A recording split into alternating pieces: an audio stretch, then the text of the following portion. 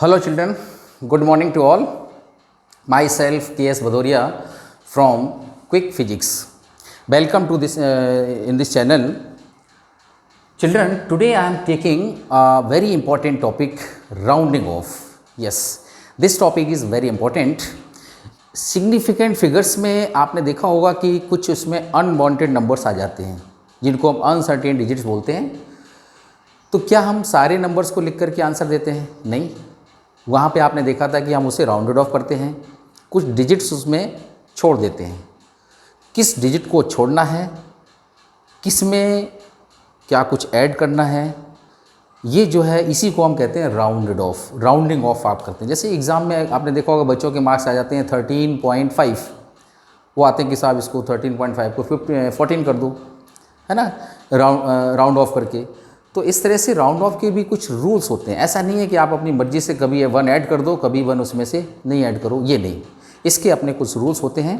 तो आज हम लोग इस वीडियो में यही रूल्स देखेंगे कि राउंडेड ऑफ कैसे किसी नंबर को राउंडेड ऑफ किया जाता है, उसमें क्या रूल्स आपको फॉलो करने होंगे और कब उसमें जो है 1 ऐड करेंगे, कब 1 ऐड नहीं करेंगे। ठीक है, तो ये वीडियो काफ़ी इंपॉर्टेंट रहेगा आपके लिए। बस ध्यान से आप पूरे वीडियो को देखिए और इसके बाद में इसमें पैरेलैक्स मेथड भी इसी वीडियो में आपको बताएंगे। दोनों ही छोटे छोटे टॉपिक्स हैं, बहुत ही आसानी से आपको समझ में आ जाएंगे और ये बहुत काम के हैं, फिजिक्स में बहुत ही काम के हैं। मान लो सिग्निफिकेंट फिगर्स आपने निकाला या कोई कैलकुलेशन निकाली, है ना, अब आपको आंसर देना है, तो आंसर में राउंड ऑफ आपने नहीं किया, ऑप्शन आपका नहीं मिलेगा, आंसर रॉन्ग हो जाएगा। तो ये उसका एक बहुत बड़ा पार्ट है सही आंसर लाने का। ये अगर सारी मेहनत मतलब पूरा कैलकुलेशन आपका सही है, आपने राउंड ऑफ गलत कर दिया तो वो ऑप्शन आपको नहीं मिलेगा, है ना। तो ये काफ़ी इंपॉर्टेंट टॉपिक है राउंडिंग ऑफ। मैं इसके कुछ आपको रूल्स अभी बताऊंगा। चलिए देखिए, सबसे पहले इसको समझने के लिए आप पहले 2 डिजिट इसमें देखें। जैसे 6.34752, मान लो ये डिजिट है ना, 6.3।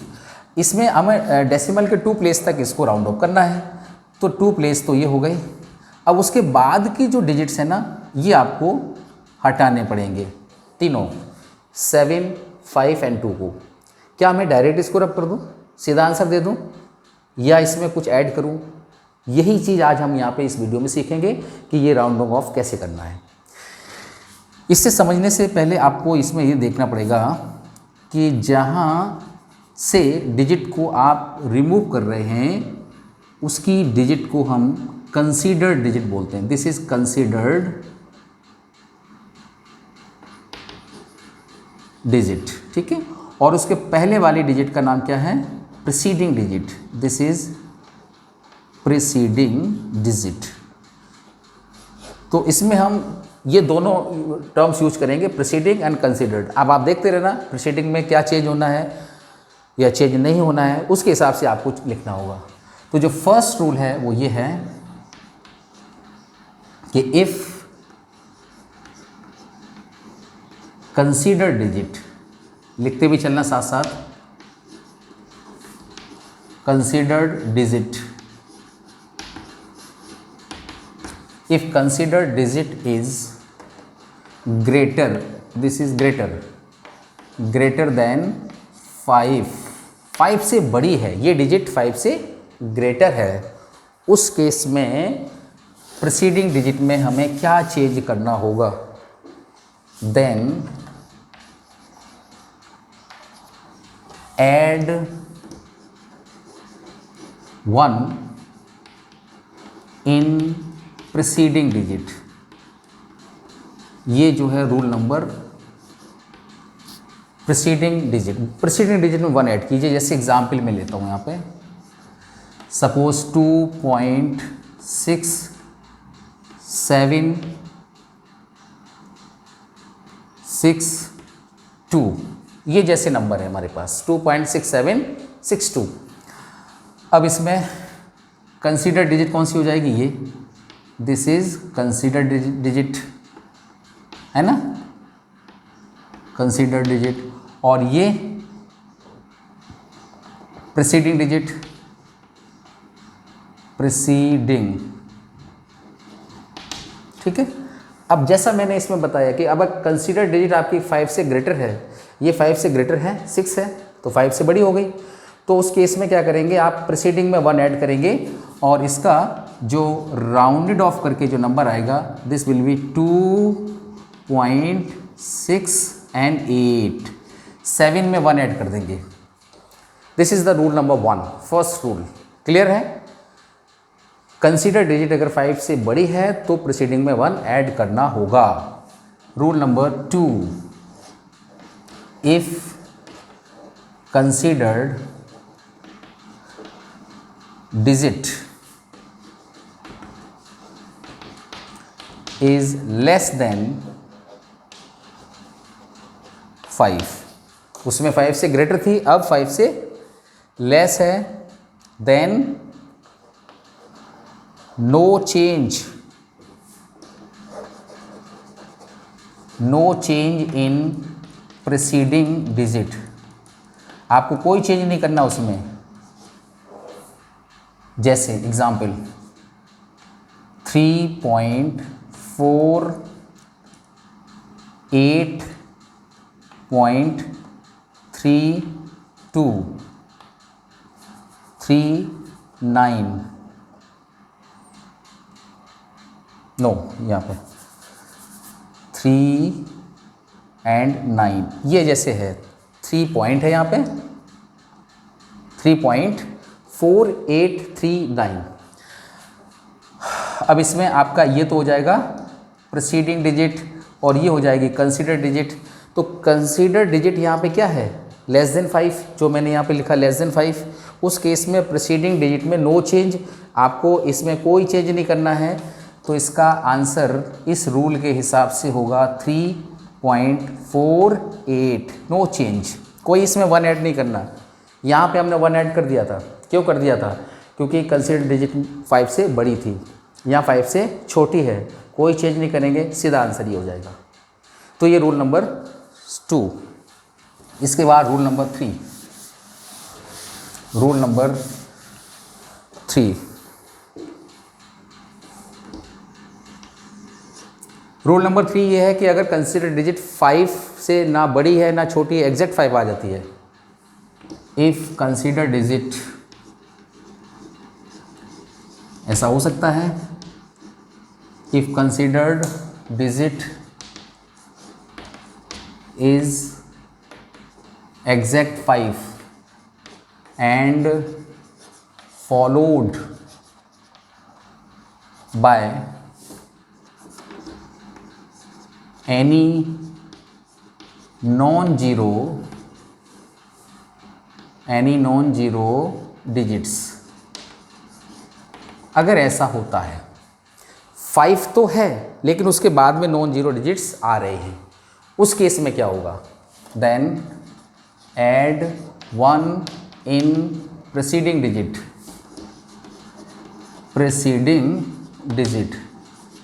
मतलब इसमें भी आपको प्रीसीडिंग डिजिट में 1 ऐड करना ही पड़ेगा। एग्जाम्पल से देखो, फॉर एग्जाम्पल 3.42531, ये क्वेश्चन है। Consider digit is 5, preceding digit is 2। मैंने लिखा इफ कंसीडर डिजिट इज 5, यहाँ 5 है, and followed by a non zero digits, इसके बाद नॉन जीरो डिजिट्स आ रहे हैं, 3 आ गया, 1 आ गया, these are non zero digits. उस केस में 1 जो है ऐड करना है इन प्रीसीडिंग डिजिट, तो ये होगा 3.4 एंड 2 की जगह हो जाएगा अब 3, ये 2 था, 1 इसमें ऐड कर दो। क्लियर हो गया? कंसीडर डिजिट अगर एग्जैक्ट 5 आता है और उसके बाद नॉन जीरो डिजिट्स हैं तो प्रीसीडिंग में 1 आपको ऐड करना पड़ेगा। चलिए इसके बाद रूल नंबर 4, रूल नंबर 4 में क्या करेंगे? कंसीडर डिजिट 5 होगी लेकिन आगे जो है नॉन जीरो डिजिट्स नहीं आएंगे। इफ कंसीडर्ड डिजिट क्या है, एग्जैक्ट 5 है, एंड नॉट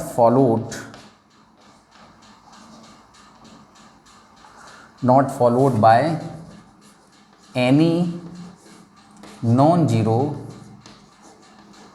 डिजिट्स। आगे कोई नॉन जीरो डिजिट्स नहीं आ रहे हैं तो no change in preceding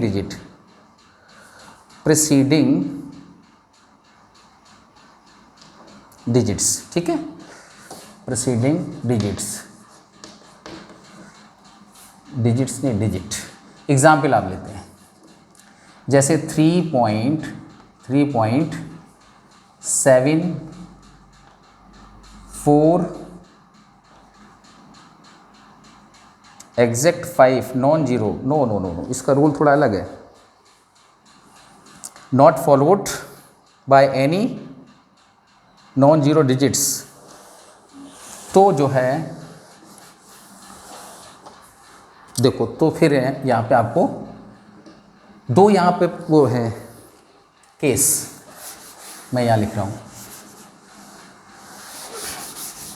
case ये होगा, लास्ट में क्या 5 आ गया और 5 के बाद कोई नॉन जीरो डिजिट नहीं है, उस केस में नंबर 1,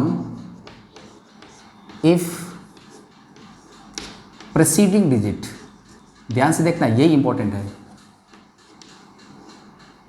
प्रीसीडिंग डिजिट, अगर ये प्रीसीडिंग डिजिट आपका इवन नंबर है, उसका चेक करेंगे वो प्रीसीडिंग इवन में है कि ऑड में, इवन नंबर है, preceding digit even, then no change in preceding digit, उसमें कोई चेंज आपको अब नहीं करना है। अगर वो कैसा नंबर है, इवन नंबर है, जैसे एग्जांपल के लिए मैं दे रहा हूँ 3.2, मैंने क्या इवन लिया, 4 और 5 एंड 0, ये देखो आप, डेसिमल के 2 place, this is considered digit, sorry this is preceding digit, this is considered digit, considered तो है 5 और उसके बाद नॉन जीरो डिजिट्स नहीं है, तो प्रीसीडिंग को आपको देखना पड़ेगा।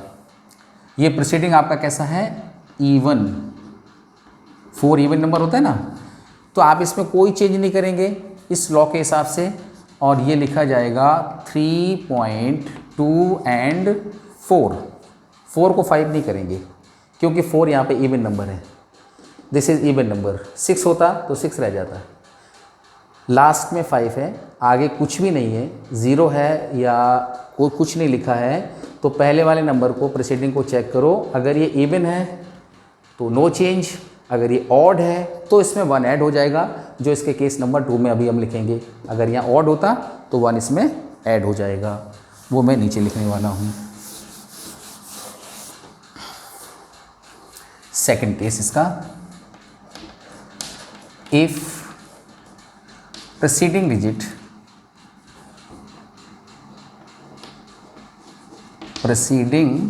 डिजिट कैसा है, इज ऑड, ये अगर ऑड आ जाए तो क्या करेंगे, देन ऐड 1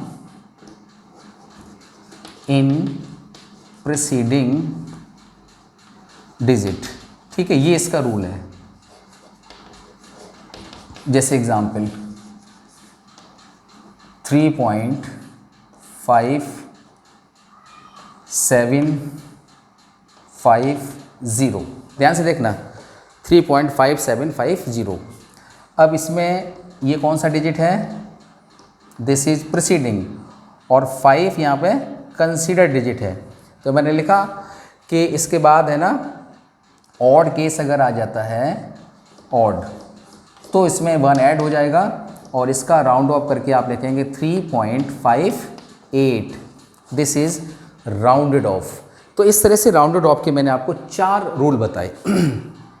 पहला रूल क्या था कि अगर मान लीजिए कंसीडर डिजिट आपका 5 से ग्रेटर है तो प्रीसीडिंग में 1 ऐड करेंगे, है ना। दूसरा रूल था कंसीडर डिजिट अगर 5 से लेस है, 5 से लेस मतलब 3 है, 4 है, तो कंसीडर डिजिट में कुछ भी चेंज नहीं करेंगे। तीसरा रूल था if consider digit is 5 and followed by a non zero digits, 5 तो आ गया लेकिन उसके बाद में 3, 2, 1 आ गया तो भी हम प्रोसीडिंग में 1 ऐड करते हैं। चौथा रूल कंसीडर डिजिट एग्जैक्ट 5 है, कंसीडर डिजिट एग्जैक्टली 5 है और उस केस में पीछे कोई नॉन जीरो नहीं आ रहे हैं, तब आप उसके प्रीसीडिंग डिजिट के ये देखना पड़ेगा कि प्रीसीडिंग डिजिट इवन है या ऑड है। अगर प्रीसीडिंग इवन है नो चेंज, जैसा लिखा वैसा लिख दो 2 प्लेस तक, और अगर ऑड है तो प्रीसीडिंग में 1 ऐड करके लिखेंगे, ठीक है। तो this is all about rounding off. Rounding off के बारे में ये सब कुछ जानकारी मैंने आपको दे दी है। अब इससे आपके न्यूमेरिकल की प्रॉब्लम्स जो है सारी की सारी ईजिली और सही तरीके से आप सॉल्व कर सकते हैं जो सिग्निफिकेंट फिगर से रिलेटेड होती हैं, क्योंकि सिग्निफिकेंट फिगर्स में आप जो क्वेश्चन सॉल्व करेंगे ना उसका आंसर आपको राउंडेड ऑफ करना पड़ेगा वहाँ पे, कि वो सिग्निफिकेंट फिगर्स के हिसाब से आपको आंसर देना पड़ेगा। अब राउंड ऑफ करेंगे, मान लो ये गलत हो जाए, राउंड ऑफ आपने नहीं किया तो फिर वो पूरी मेहनत आपकी जीरो हो जाएगी। इसलिए सिग्निफिकेंट फिगर्स के क्वेश्चन को सॉल्व करने के लिए इसका आना आपको बहुत ज़रूरी है। तो इस वीडियो में ये मैंने आपको बता दिया। अब जो है पैरालेक्स मेथड क्या है मैं इस पर डिस्कस करूँगा। छोटा मेथड है, एक बार इसे नोट करें, इसके बाद में पैरालेक्स भी इसी में कवर करता हूँ। चलिए कर लिया नोट। अब पैरालेक्स मेथड की बात कर लेते हैं, फटाफट इसका हो जाएगा, छोटा ही है वो टॉपिक। पैरालेक्स मेथड,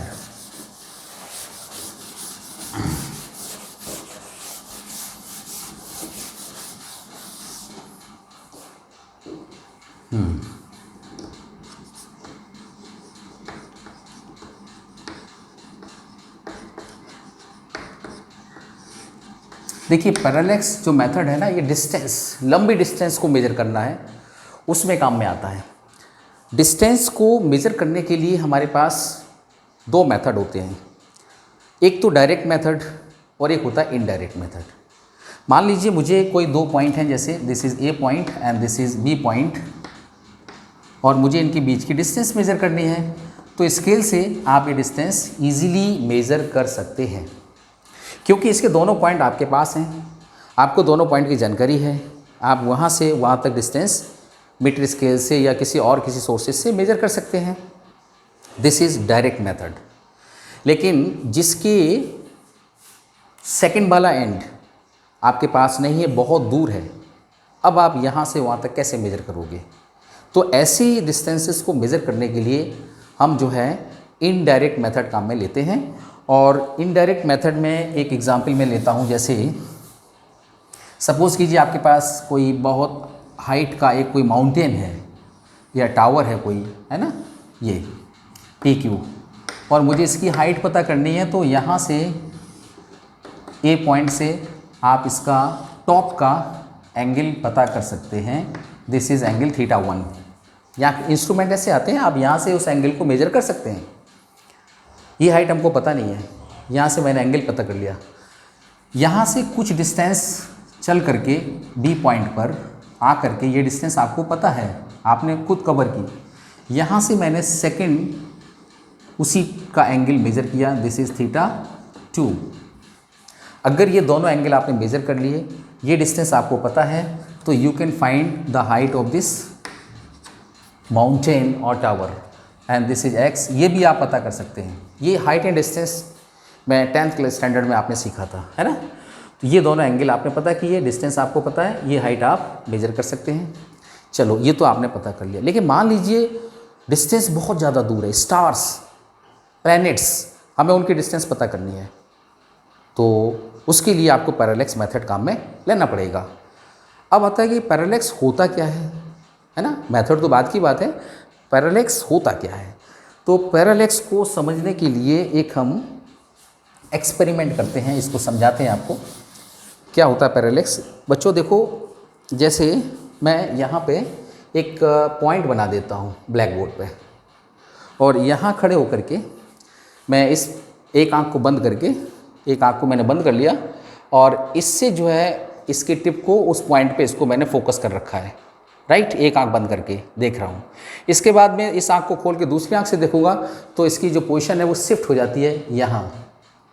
यानी जो डस्टर था, जब मैंने एक आंख बंद करके इस डस्टर को यहाँ पे फिक्स किया, फोकस किया, इसके बाद उस आंख को खोल के दूसरी आंख से जब मैंने इसको देखा तो इसकी पोजीशन शिफ्ट हो जाती है। वो डस्टर की जो टिप है वो मुझे यहाँ दिखाई देती है। मतलब क्यों, ऐसा क्यों हुआ? इसी को तो हम पैरालैक्स कहते हैं। यही पैरालैक्स होता है कि इसकी जो शिफ्टिंग होती है ना, पोजीशन दो जो बनती है ना, दिस इज़ द पैरालैक्स। अब इस पैरालैक्स मेथड से आप जो है डिस्टेंस कैसे मेजर करते हैं? तो उसमें जैसे मान लो दो पोजीशन थी आपकी ए और दूसरी पोजीशन थी आपकी बी, और यहाँ से एंगल पता किया आपने, this is parallax angle theta, ये डिस्टेंस डी, ये डिस्टेंस डी। जब हम एक आंख बंद करके उसको टिप को देख रहे थे, फिर दूसरी आंख करके देखा, तो ये जो गैप जो वहाँ आता है, पैरालैक्स जो होता है, उसका रीज़न क्या है कि हम दो अलग अलग जगह से ऑब्जर्व कर रहे हैं उस ऑब्जेक्ट को। तो जो दो ऑब्जर्वेशन पॉइंट हमारे हैं वो उनके बीच की डिस्टेंस को बी बोलते हैं, base. This is B, this is B. अब चिल्ड्रन एक चीज़ आपने मैथमेटिक्स में पढ़ी होगी कि जैसे ये सर्किल है, दिस इज़ द सेंटर, इसको ज्वाइन किया, A point radius R, B point R radius, this is length of arc and this is angle theta. तो ये फॉर्मूला आपने पढ़ा होगा, angle theta equals to length of arc upon radius, length of arc upon radius. अगर angle छोटा होता है, small angle होता है, उस केस में बी पॉइंट इसके पास में आएगा। अभी ये जो कर्व है ना, जैसे पॉइंट पास में आएगा तो अगर मैं इसको ज्वाइन कर दूं, पास में आएगा तो ये जो लाइन बनेगी उसमें और कर्व में, कर्व की लाइन में ज़्यादा गैप नहीं होता है। जैसे जैसे एंगल छोटा होता जाएगा, length of curve and distance between B and A, ये लेंथ ये लगभग एक जैसी हो जाती है। यहाँ पर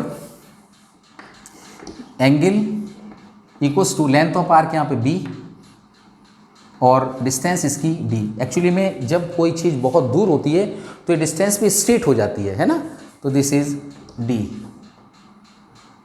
और डिस्टेंस अगर पता करनी है तो D equals to B by theta. ये है डिस्टेंस निकालने का फॉर्मूला।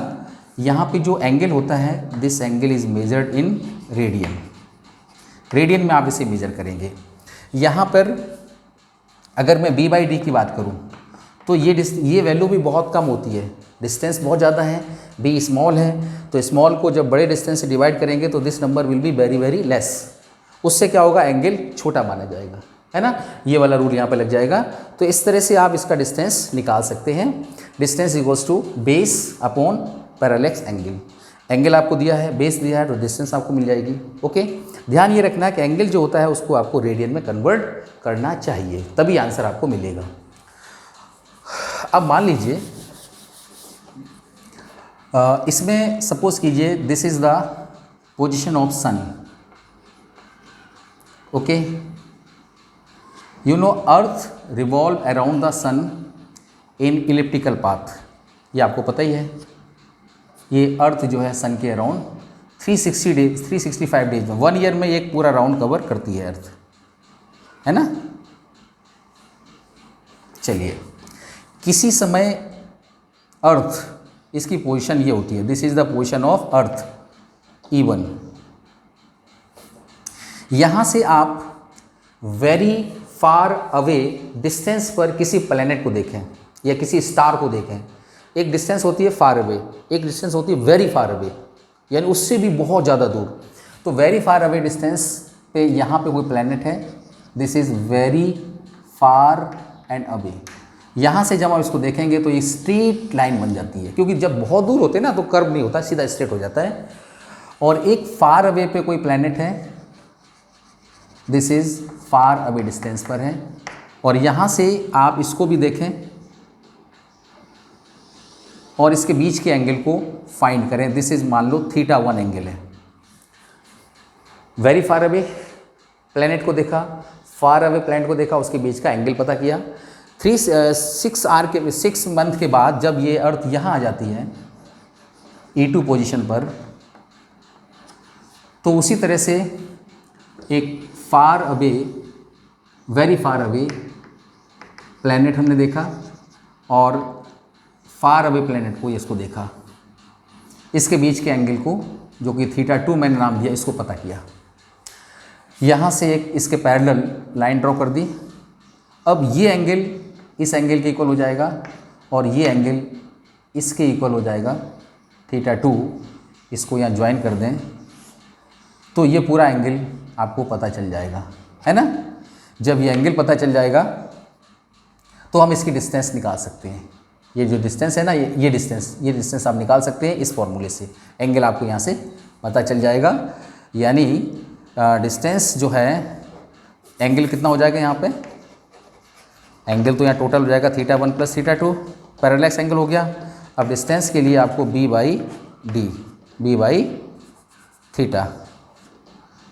ये फॉर्मूला आप लगा के, ये इसमें b हो जाएगा। ये आपको डायमीटर अगर पता है तो आप ये लेंथ पता कर सकते हैं। अगर आपको लेंथ पता है तो हम डायमीटर को निकाल सकते हैं। एंगल आपको पता चल गया है।